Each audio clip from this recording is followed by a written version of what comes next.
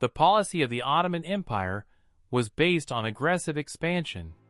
The Ottoman Sultanate had been invading more countries since its establishment, conquering Byzantium, Bulgaria, and Serbia, among others. The fall of Constantinople in 1453 and the transformation of the famous city into the capital of the Ottoman Empire, henceforth known as Istanbul, caused dismay in European courts. But the Sultanate did not stop there. Southern Italy was also threatened when Rome was targeted by the Ottomans. Only the death of the brave Mehmed II in 1481 thwarted these plans. The Sultan state reached the height of its power under Suleiman the Magnificent in the following century, when its borders stretched around the eastern Mediterranean. The monarch himself even managed to reach Vienna in 1529, but eventually backed down after a siege of several weeks. Suleiman was not discouraged by the setback and continued his conquests in Asia and Europe. Waging wars against the powerful Habsburgs, he managed to force them to pay tribute, as well as renouncing, in the Turkish version of the treaty, the title of emperor, which symbolically confirmed the Sultanate's claim to universal sovereignty over Europe. Hope was poured into the hearts of Europeans by the great triumph of the Holy League fleet over the Ottoman Empire during one of the bloodiest naval battles at Leopold, 1571.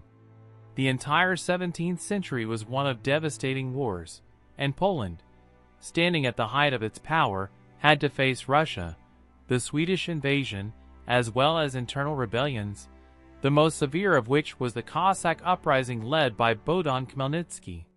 With the Polish-Lithuanian Commonwealth embroiled in devastating wars, and Europe mired in the conflict later to be known as the 30 Years' War, the Sultanate saw this as an opportunity to take control of some of its neighbors' vast territories. The Polish army managed to repel the Turkish invasion, but failed to defeat the enemy. Crucial at the time was the 1621 Battle of Chosim, now Khotan, when an army led by Hetman Jan Karol Chodkiewicz repulsed an attack by the forces of Sultan Osman II despite being 2 or 3 times smaller. At the time, the Ottoman Empire was in crisis due to the rising costs of waging successive wars, crop failures, and internal struggles between factions. The Koprala dynasty emerged victorious from the latter in the middle of the 17th century and set about energetically putting the state in order. As a result, the Ottomans were able to return more forcefully to an expansive policy on the continent in the following years.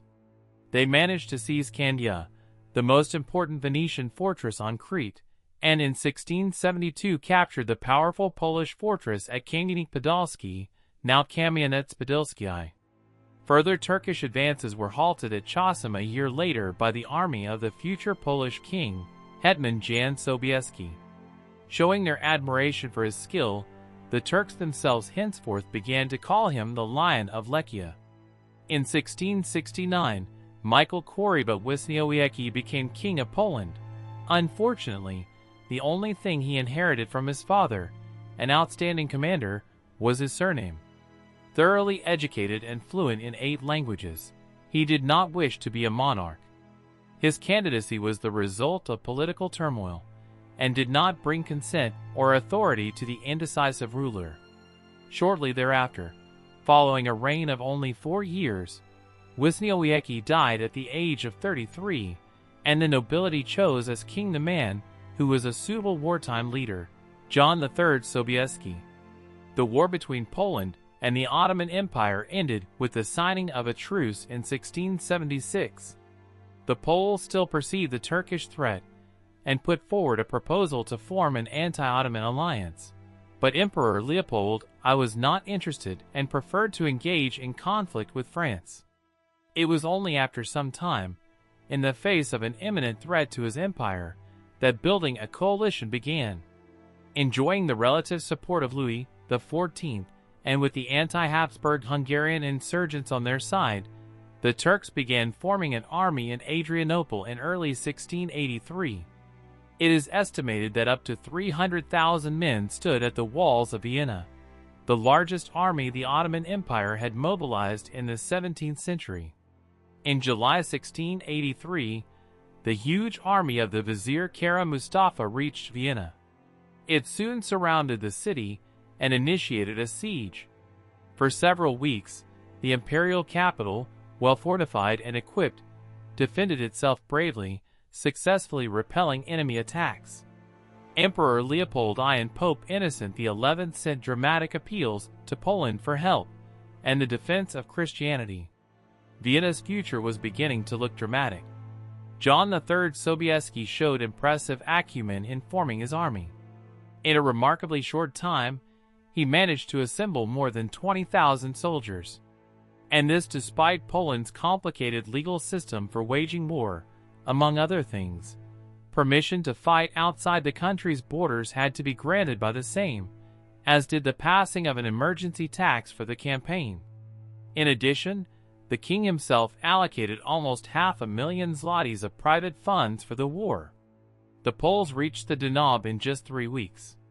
This was possible thanks to the extremely fast pace of covering the route, several dozen kilometers a day.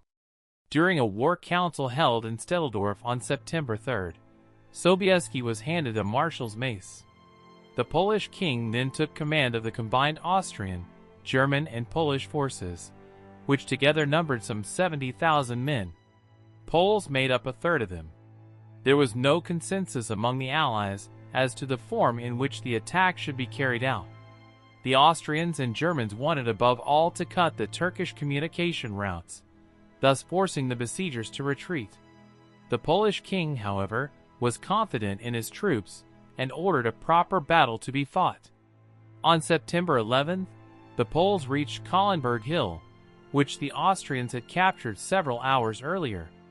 Only then was Sobieski able to examine the terrain of the future battle. At that time, he noticed that it differed significantly from that shown on maps and in descriptions sent by the imperial commanders. In the early morning of September 12th, the imperial forces began preparations for the confrontation. The left wing commanded by Prince Charles of Lorraine struck at Ibrahim Pasha's positions and successfully limited the possibilities available to the enemy forces. Charles halted his advance to give the remaining troops some time to reinstate order at the front. At the same time, the Poles captured Kahlenberg Hill and began a slow forward march. Kara Mustafa decided to reinforce the attacked wing, and the Poles took up starting positions for the crucial charge on the Ottomans. The attack of 2 Polish regiments broke through the first line of defense, inflicting heavy losses on the Turkish troops, but they also suffered these themselves, and became stuck on subsequent fortifications. In the circumstances, Kara Mustafa decided to reinforce the left wing, even withdrawing some of the troops fighting against Charles. In the afternoon, Sobieski made the decision to carry out a powerful charge using his famous Hussars, with the support of the Austrian and German cavalry. The Battle of Vienna, 1683, the clash that saved Europe. However, he initially planned to make the decisive strike only on the second day of the battle. He changed his plans when he saw the enthusiasm among the Allies and simultaneously the bad mood among the Turks. At the same time, he feared the withdrawal of the Turkish army to more favorable positions. After a brief consultation with Prince Charles and Prince George Friedrich von Waldeck, who commanded the cavalry group in the center, the same one who commanded the cavalry against Poland during the Battle of Warsaw in 1656, he gave the order to attack.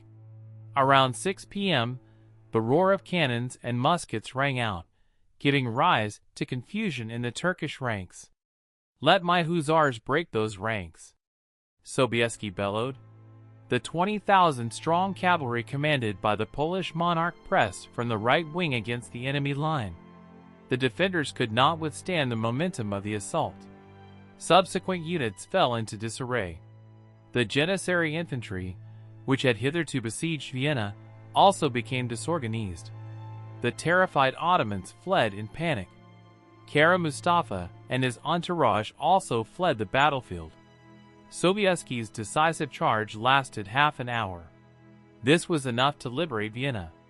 The majority of the Turkish troops managed to escape, saving their lives in the process. However, they lost much of their armament and all their guns. The victory was complete. After the battle, John III Sobieski wrote 2 letters, one to his wife and the other to Pope Innocent XI, in which he included significant words that are a paraphrase of a quote by Julius Caesar from the time of the Battle of Zela, Venimus, Vitimus, Deus Vicit. To the letter, he attached a banner hung over Kara Mustafa's tent. He sent his wife Kara Mustafa's stirrup, which was given to Wawel Cathedral as a votive offering, and placed by Queen Maria Casimira in front of the altar there. As stirrups were considered one of the most important battle trophies back then, that trophy was a symbol of a major accomplishment. The Viennese welcomed the Polish monarch like a true hero. However, Emperor Leopold received him coolly, and with manifest superiority. Sobieski expressed his grief in a letter to his beloved wife in the words, "We stand here, on the banks of the Danube, like the people of Israel once stood by the Babylonian waters, weeping over our horses, over an unheard of ingratitude." As late as the 20th century, Austrian and German historiography attempted to diminish the merits of the Polish allies by understating the number of forces mobilized, unfoundedly criticizing the discipline of the Polish-Lithuanian Commonwealth's troops. It was even written that they oppressed the local population almost as much as the Turkish army, and the emperor was said to have agreed to hand over the mace to Sobieski solely because of his stubborn refusal to obey imperial orders.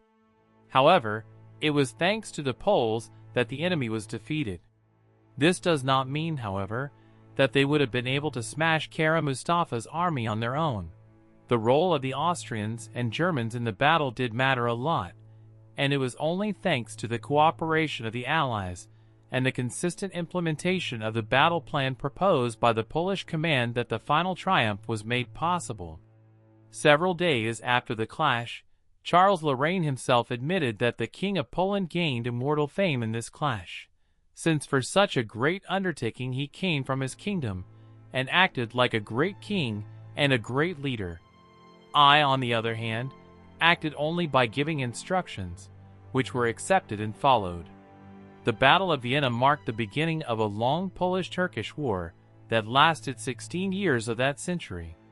On October 7th, near the heavily fortified port of Parkany, now Sturowo, the returning Polish army and imperial troops were unexpectedly attacked by the Ottomans under Kara Mem Pasha, who had taken over from Kara Mustafa. Sobieski himself narrowly missed being killed. It was not until the following day that the Polish ruler concentrated his forces and fought the Turks in battle.